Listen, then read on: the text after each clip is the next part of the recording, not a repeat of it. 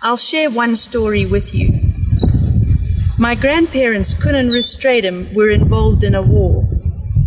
In this war, there were a group of men secretly trying to kill my grandfather. For the sake of making it easier for me to tell the story, I'll call those men who were trying to kill my grandfather the bad men.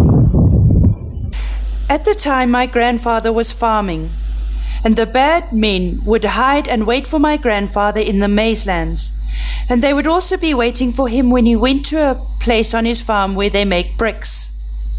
But the problem was that every time they aimed their guns at my grandfather to shoot him, a very tall man, who was actually more than 6 feet tall, with bright white clothes, would step in the way. My grandfather didn't know about this at the time. But one day when he was about to go to the barns, he had a check in his spirit that he just mustn't go. Normally he would never allow his workers to drive his vehicles, but that day he sent a driver because he just had a strong feeling that he mustn't go. The bad men were waiting for my grandfather at the barns, and when my grandfather's driver arrived, they caught him and tied him up to interrogate him. They asked the driver, "Who is that very tall white man that stands in the way every time we want to shoot Mr. Stradham?" The driver told them, "I've got no idea what you're talking about. I've never seen any tall man in white clothes with Mr. Stradham." And the bad men were so angry that they severely beat up the driver because they thought that he was lying. So the driver told my grandfather this story, and that's how he got to know about it. After some time, the bad men were starting to get mocked in their community because the people were saying, "These are just 2 old people, and after all this time, you can't even kill them." So the bad men said, "Don't worry, on Saturday night, we're going to kill them." So the following Saturday night, 10 of the bad men went with their AK guns to my grandparents' house on their farm. A little while later, the farm laborers saw running in terror past the compound, and they wouldn't stop. The next day, my grandfather saw the bad men's footprints outside his fence, so he realized that they'd been there, but it was only later that he got the full story. The farm workers told my grandparents that they had seen the bad men run past their compound that night. In the beer hall the following Saturday, the people in the community asked the bad men, "What happened? We saw you running for your lives the other night, but we thought that you went to kill them." And the bad men then explained that when they got to the house, they saw hundreds and hundreds of very tall people in bright white robes in the garden, and that is what made them flee in terror. Then at a later stage, my grandparents were attacked. But on 3 separate occasions before that, 3 different people had phoned my grandparents and they had said, "We have just read the most wonderful psalm in the Bible, Psalm 91. We recommend that you read it."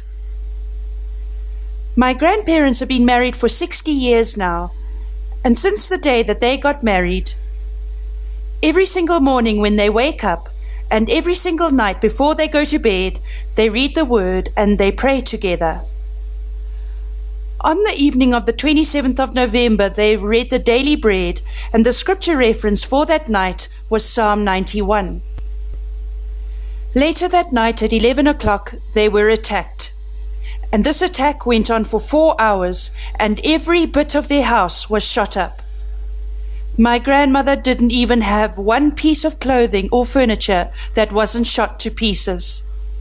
The next morning, they picked up 3,000 AK bullet casings in the house. They also fired 7 rockets and 6 hand grenades into the house, and some of those hand grenades exploded in the room that my grandparents were in. Where my grandfather was sitting, there were bullets in the wall all around his head. His head was full of dust, but not one bullet touched him or my grandmother. The whole house was shut up, but my grandparents were fine. The farm workers got the shock of their lives the next morning when they saw that my grandparents were still alive. Remember Psalm 34 verse 19, Many are the afflictions and evils that confront the righteous, but the Lord delivers them out of them all. Since then, my grandparents speak Psalm 91 over their lives almost every day, and when I was a young child, they drummed it into me. I could say Psalm 91 off by heart by the time I was about 8 years old. And when I was 16, I was hijacked at gunpoint in Harare in Zimbabwe. The hijackers were about 11 men, but I can't say for sure.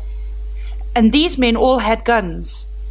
Myself, my friend and her father didn't stand a chance against them in our own strength. I was in a situation where I had 2 men holding me with guns to my head as they were swearing at me and threatening me. But in the midst of this situation, I had such an overwhelming peace. And as I stood there, I said out loud, "Lord, show me that you are true to your word." And then I began to say Psalm 91. He who dwells in the secret place of the Most High will remain stable and fixed under the shadow of the Almighty.